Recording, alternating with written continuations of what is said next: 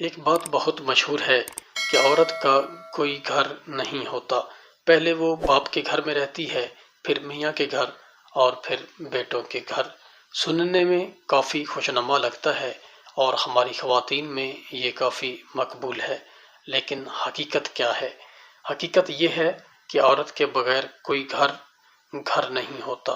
آپ نے اکثر دیکھا ہوگا کہ جس مکان میں فقط مرد رہتے ہوں ان میں محلہ کے لوگ جانا پسند نہیں کرتے، تعلق رکھنا پسند نہیں کرتے۔ اس طرح عزیز و اقارب بھی ایسے عزیز کے گھر نہیں جاتے جو تنہا رہتا ہو۔ اس مکان کو گھر کا درجہ کس وجہ سے ملتا ہے؟ کون اینٹوں سے بنے اس مکان میں محبت، اپنائیت اور مسکراہٹیں شامل کرتی ہے؟ یہ اعزاز فقط عورت کی قسمت میں ہے۔ کوئی گھر عورت کے بغیر گھر کہلانے کے